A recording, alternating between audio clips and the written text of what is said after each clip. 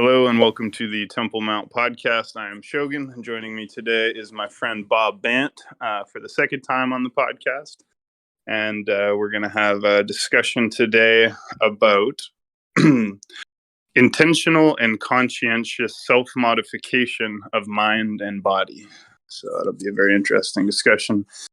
But before we get started, please make sure you join the Temple Mount Discord server. And once you've done that, make sure you go to the Temple Mount podcast channel and like, follow, subscribe, and share.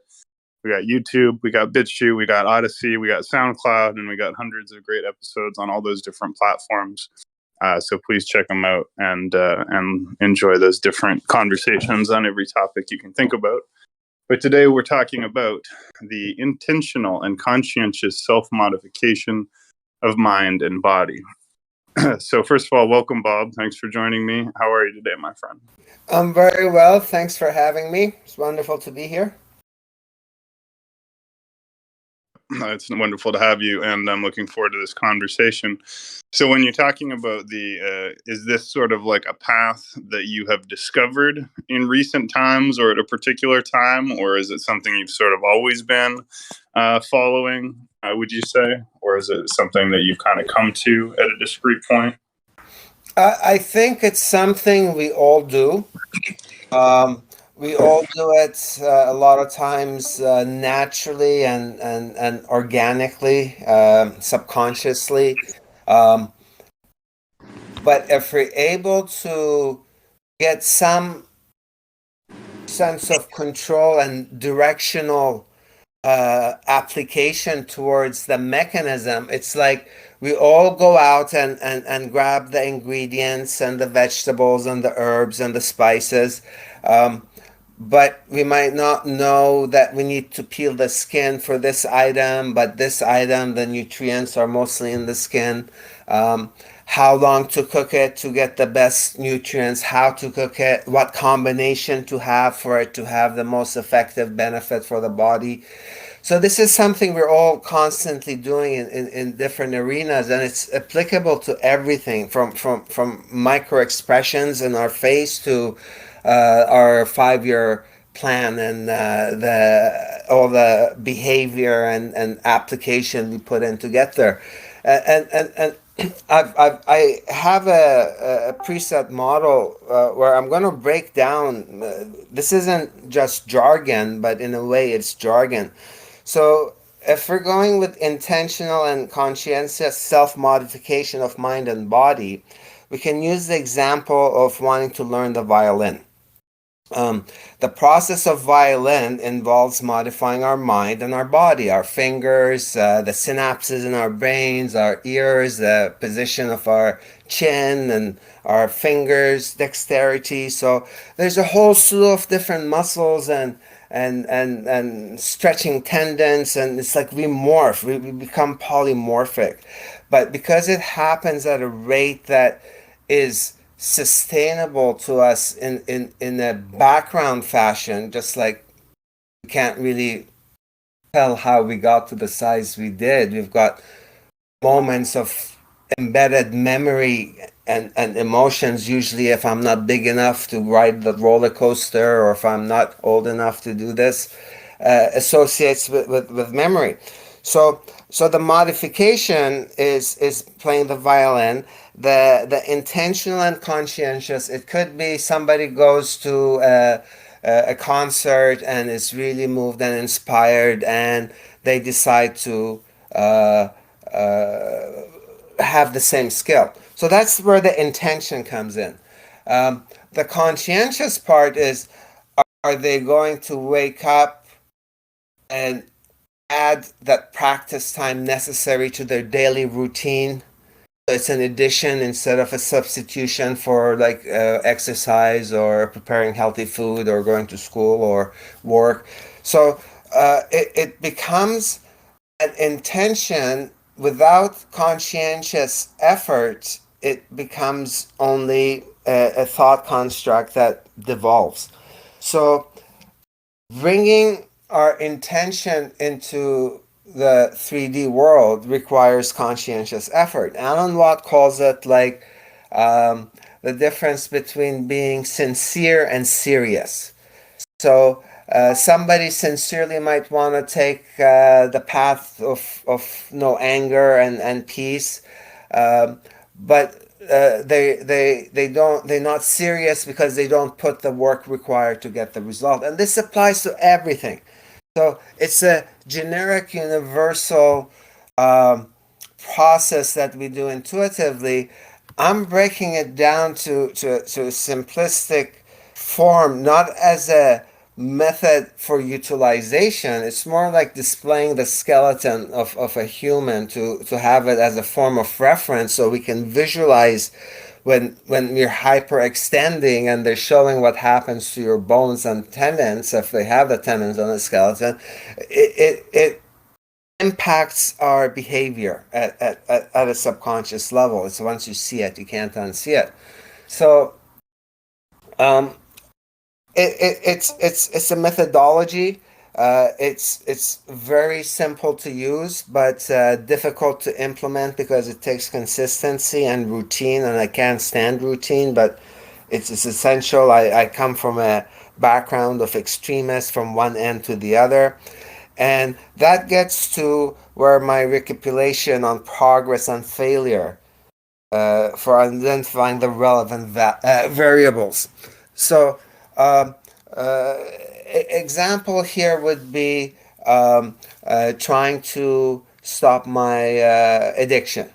Um, I tried to do it by myself. It wasn't doable. I wasn't in the right frame of mind. I just got worse until my family intervened. I got put into rehab, and after I got out of it, I never looked back, and that was over 11 years ago, 12 years ago now. So when I recapitulate on what it took for me to be able to accomplish what I did and the tools and mechanisms that I used for it, it'll make my conscientious effort a lot easier. So it's like if I'm traveling for 2 hours on a train and I'm standing, it's a lot more challenging than if I'm able to sit. And then if I'm sitting for too long, then I get stiff. So having the option to stand and sit and move around becomes more um, ideal in the overall quality of the experience. And the quality of experience is what allows us to get motivated to keep continuing. So we're noticing results and we keep going on. But for me, because I was looking at like extraordinary results, um, uh, I failed to recognize the value of slow progress.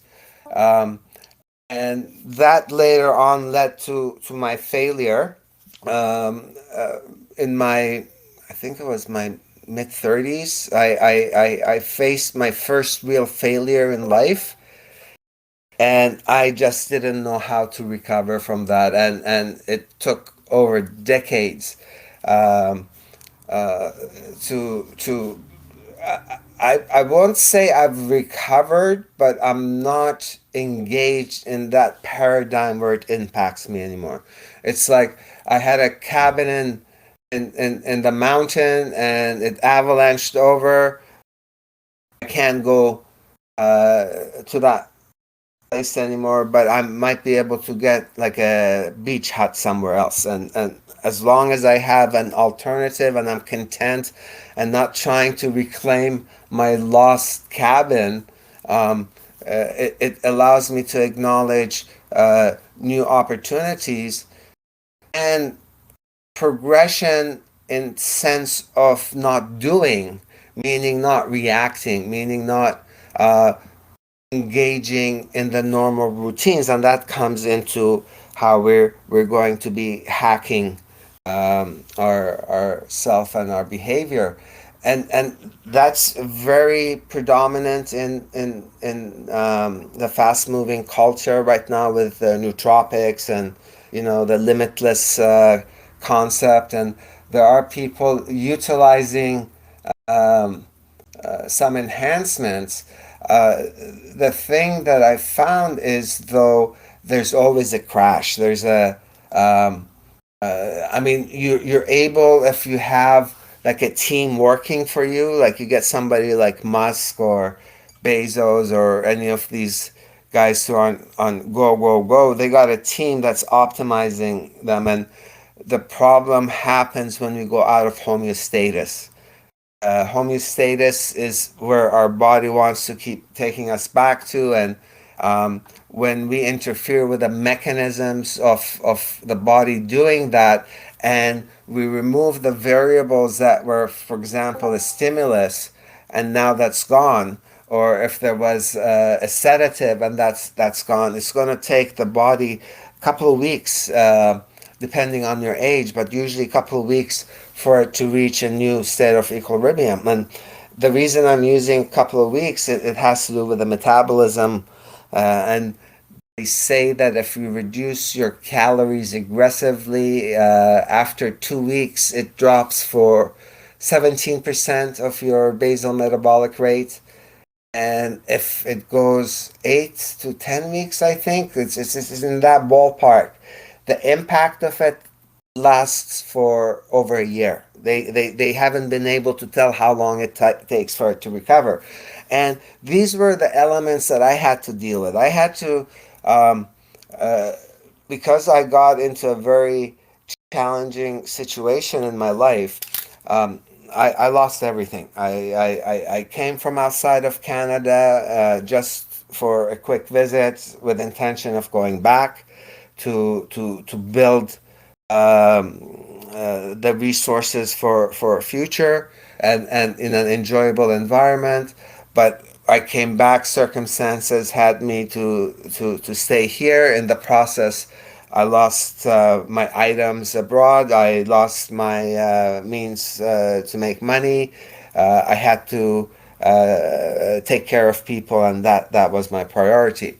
Um, After that, the people I was helping passed away, and through the process, I lost everybody that was in my life. There was incidents that I'm not able to talk to my brother at this point. I'm hoping it'll change in future.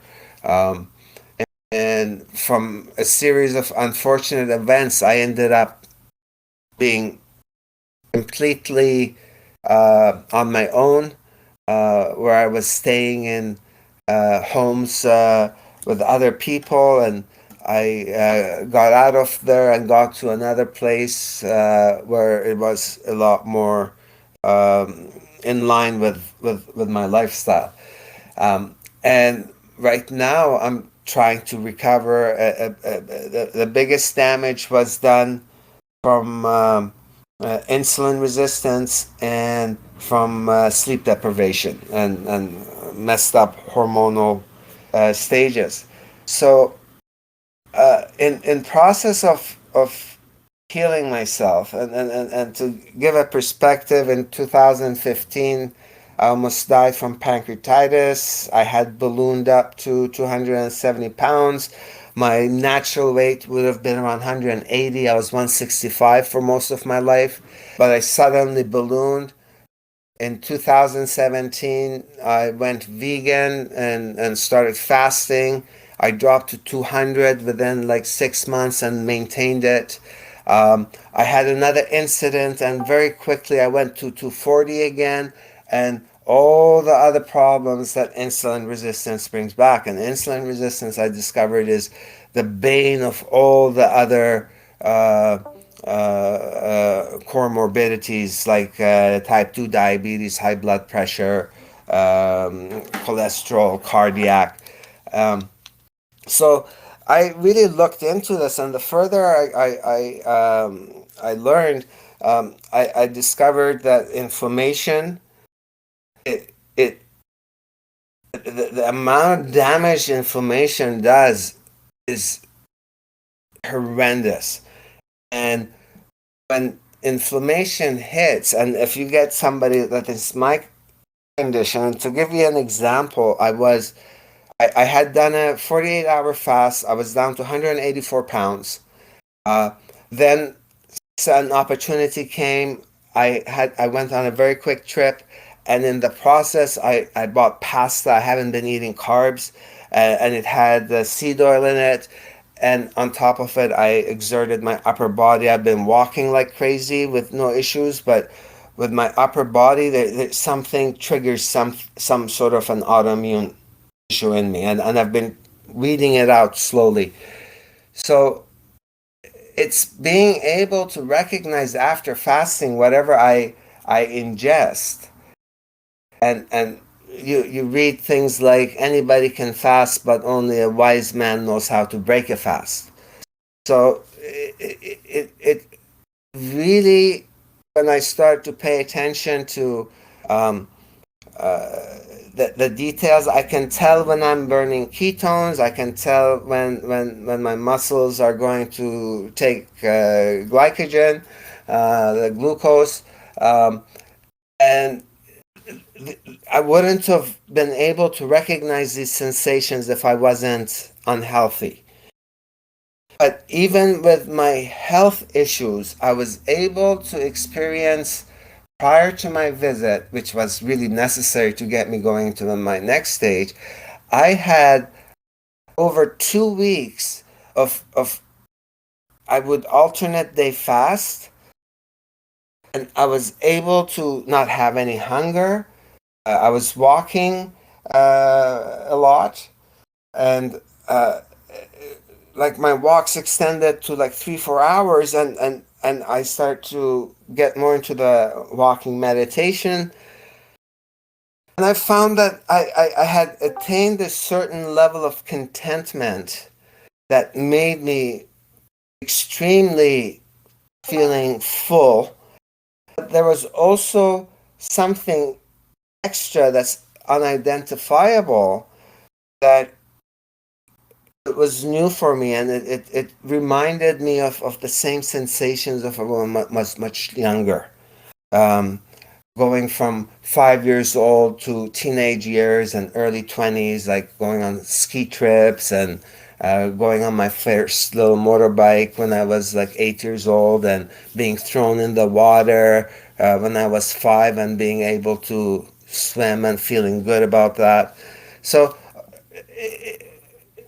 we respond to these emotional um, recollections, and this is where recapitulation comes in, is if we can navigate to how we felt when we felt safe, where we didn't have shame, guilt, we had curiosity, we had hope, the world was still magical, and we could do anything, and everything was larger than life, and we were in gratitude, and it was easy to love everybody.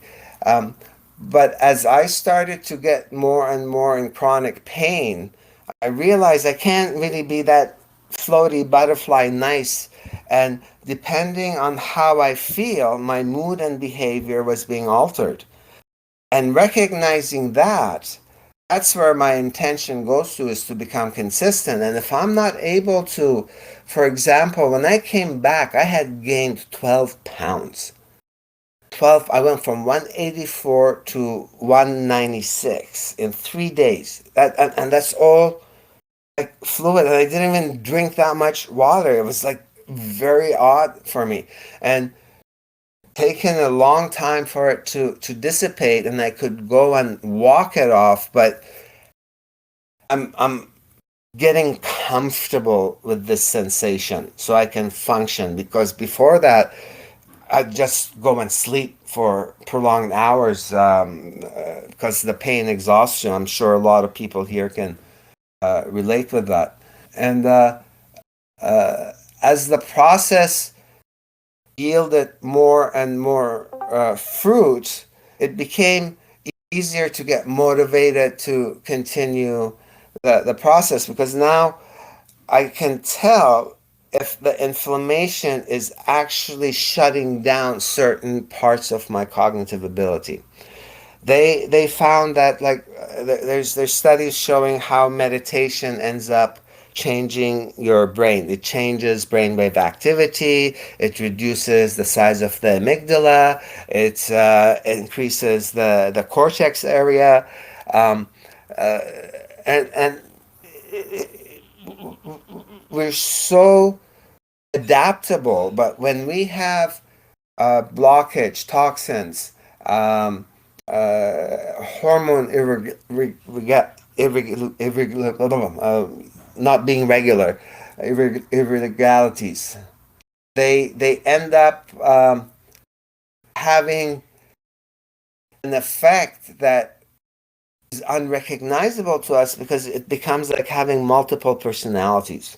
So when I'm tired and grumpy, I can't joke around. But if I'm well fed and warm and everything's good, then I can joke around. Um, the bridge between those personalities is now what I'm trying to build, and I operate on a very simple, basic premise, um, and it's in three counterparts. Choose love over fear, learn to receive instead of take, and anything that exists has a right to exist. Um, it really simplifies um, the usage of my energy. So I'm letting go of thinking and learning how to enter in the flow. And once I'm in the flow, the effort is taken away, and it's very noticeable and very surreal because it becomes like a dream-like state. Um, it's like you could be sitting and have a toothache or an earache or a headache, and then somebody starts talking to you, and like 15 minutes into the conversation, they ask you, is your headache still there? And you go, no, no, I haven't noticed it. And then you stop and think and you find it again. So it shows that there's different layers of consciousness and awareness that is regulating how we feel, and how we feel regulates our behavior. And this stems from um, the basic fact that we're just a sensory input machine, and it's almost binary. So we're getting sound, we're getting visuals, we're getting scent, and all this is based on touch. Sound waves hit our ears, food particles hit our nose and our mouth, and that information gets filtered, and usually it elicits an emotional response when the data comes in. So if I see someone screeching around the corner and and splashes water on me on my brand new suit, and they continue going without stopping or acknowledging me, it's very easy to become antagonistic to that individual. And it doesn't happen from rational thinking. It's instantaneous.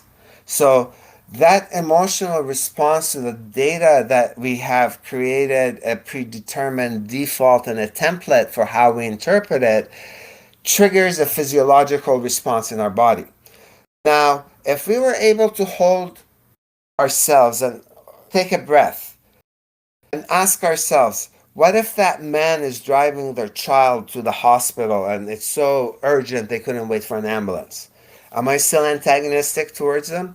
And I'm thinking about this, and next thing I know, I hear a story about this nun who's going to meditate and gets on a boat and goes in the middle of the lake before sunrise, and she's lying down in their perfect private serene environment and just ready to meditate, and a boat bumps her.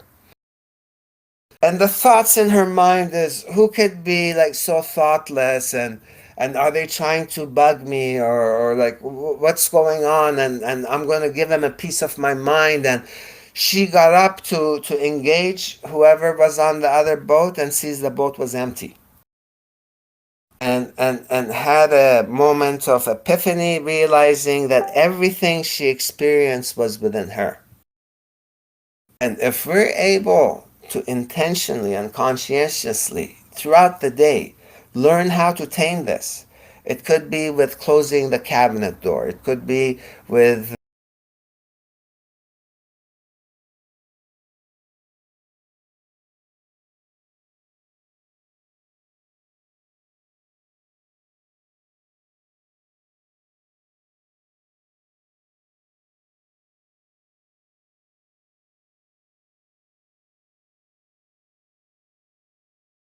that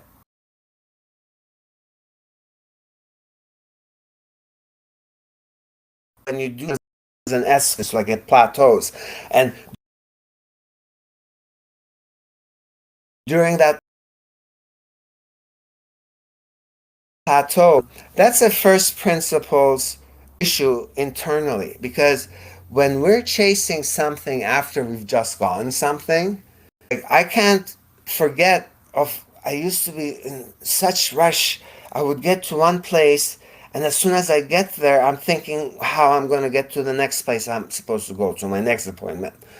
And this would start at 5 in the morning and end at 8 at night. It was my business, new. I did that for a few years, only 2, 3 hours of sleep, completely burnt out. So I discovered cocaine, and that helped me stay more active, working longer. I wasn't going and partying with it, I was making more money with it. And that burnt me out, and that was a complete different issue. And that again goes back to first principles. So we all know what the first principle approach is. This is a scientific method, breaking down what the problem is. But in order to be able to do that, we have to be able to neutralize our attachment to the paradigm we're existing inside at the moment. And if we confuse who we are, if we identify who we are from our wants, expectations, our projections from the media, and not acknowledge that most of us don't know what we want because we really have everything we want. And a lot of times when we go after something we want, that's worthwhile and it takes years. And by the time we achieve it, we've changed. So it's no longer what we want. And we get into this perpetual cycle of seeking without really learning how to find. And again, this is a first principle approach. If we keep finding solutions, it's like Dharma. Dharma is like medicine, which is Buddhist teachings. And it tells you if you don't take the medicine, if you don't apply the Dharma, if you don't apply the Christ teachings, the Christ consciousness can be attained. And we're clearly being taught that we can attain Christ consciousness. And without intention and without conscientious work efforts and without help from others and humility and gratitude and love and listening to the fundamentals of the teachings where we don't judge and we accept and we forgive and we keep our heart light so we can experience a level of joy that's sustainable that keeps us rational and giddy without having any sense of lacking. Today, everybody has a hole inside them that never seems to allow them to get filled with any form of satisfaction. It's all over the world. And people in developed countries are more aware of it. But you go to small villages in different parts of the world, like I have visited, they're completely oblivious to, like, you get a modern problem. I got banned from Twitter. This happened with my social media, or my air conditioning isn't working. It's never I can't get my life-saving medicine that I need. It's never I don't have enough food of any variety that I can have that I can throw 25% of it away and still be overweight. I don't have to exercise because they bring everything to my house. And now they're not delivering and I have to go out. None of this is a factor, and that's again because we're polymorphic, and it's so amazing. You put a human being, and a human being from 2,000 years ago was smarter, higher IQ, more capable than the majority of the humans today because they had to use the brain to survive.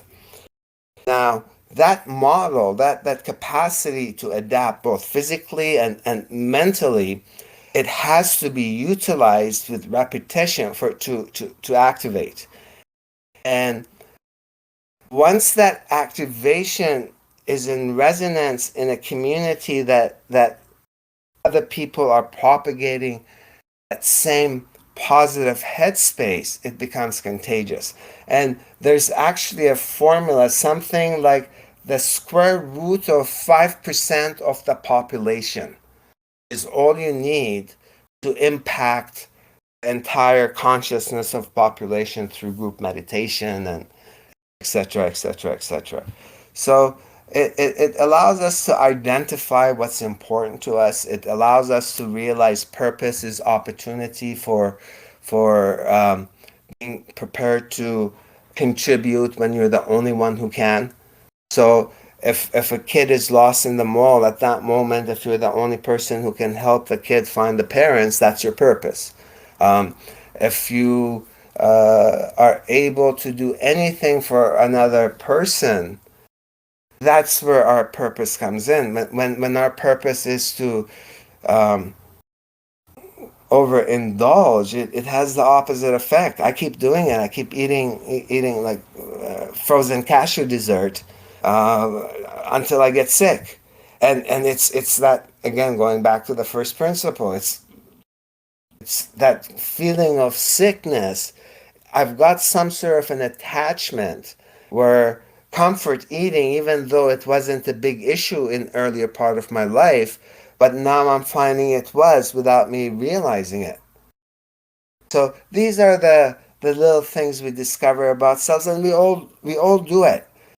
But do we do anything about it? Do we have a mechanism to do anything about it? And do we realize if we're removing a bad behavior?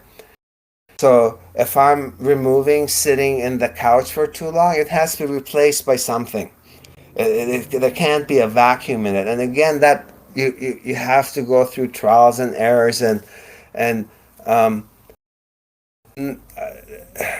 I don't usually do this, but it highly recommended not to focus on people who are focusing on what you didn't accomplish and focus on what you did. So if you've got 20 loads of laundry to do, if you do one load, acknowledge that instead of worrying that I didn't do the rest, because eventually it can grow where you're staying ahead of your laundry load. And this was an actual real life example with somebody that we knew that the laundry had became a huge barrier in their life with their husband and what was happening in their household.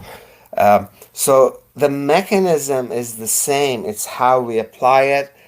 It changes us. It changes our narrative as a character, and as that character develops, it develops capacity. That capacity allows the change of the environment instead of the environment changing us, and it starts a feedback loop where you can progress until you hit a plateau again, digest this, enjoy life, and see what you're supposed to do next.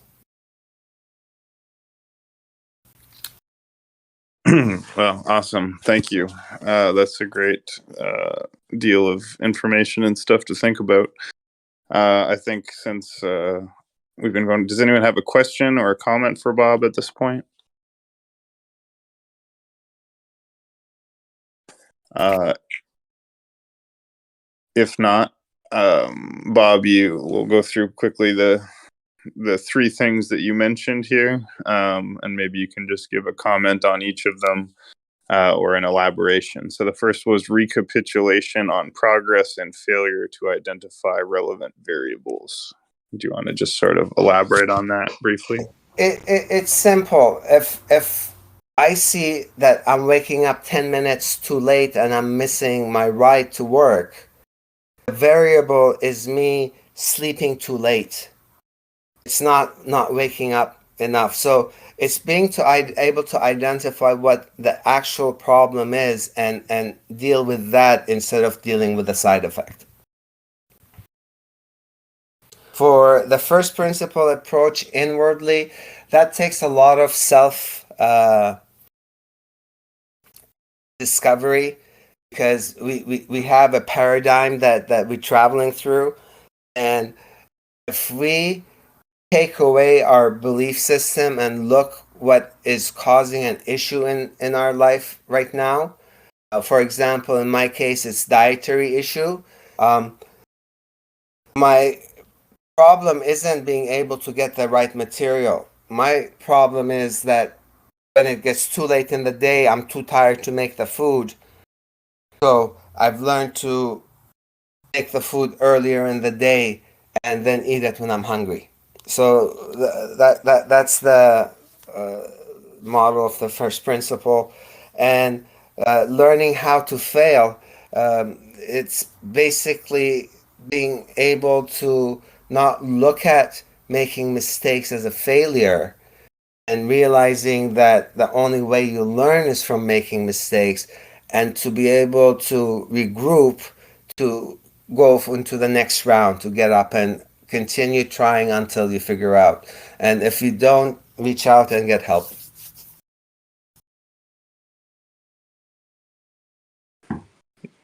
Very well said. So, moving on to the second point, using first principles approach inwardly. I, You want us? I thought I ran through them. You paused. I can go over it again, but I'll do No, it. you probably did cover it. I mean, you covered a lot, and so if I just didn't, I just thought maybe you wanted to specifically comment on those. But if you already have covered them, then that's fine. In that case, was there anything else that you wanted to, discuss or get into?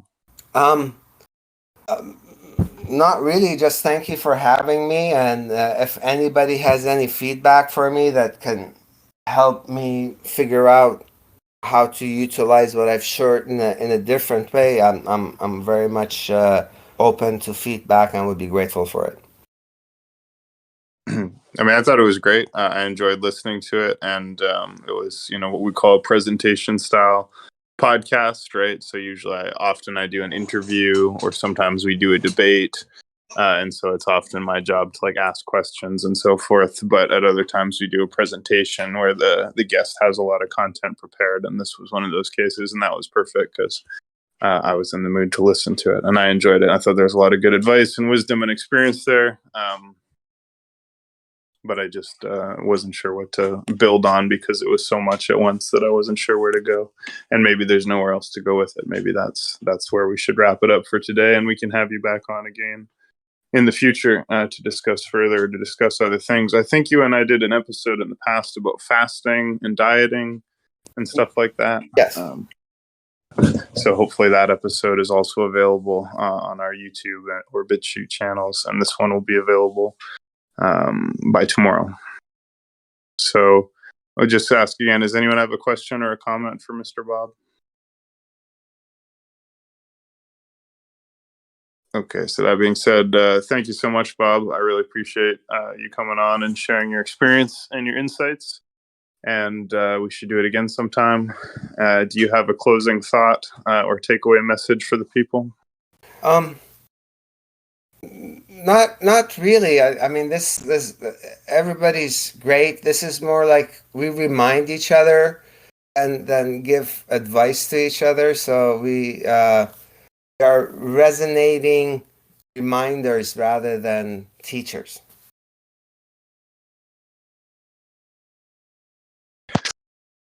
Well said. So thank you, Bob, again. I appreciate you. And let's come on again and make it a trilogy of episodes. And thank you, everybody, for joining us and listening in. Please join us on the Temple Mount Discord server. And please really do like, follow, and subscribe to YouTube, Odyssey, BitChute, SoundCloud. You can find the links to all of those at the top of the server. And all of them have different episodes, great episodes on all different subjects. Especially check out the Unified Theory channel if you're not sure where to start. That's a great place to start with the podcasts. With that being said, thanks again, Bob. Thanks, everybody. And thanks all of you listening on other platforms. God bless.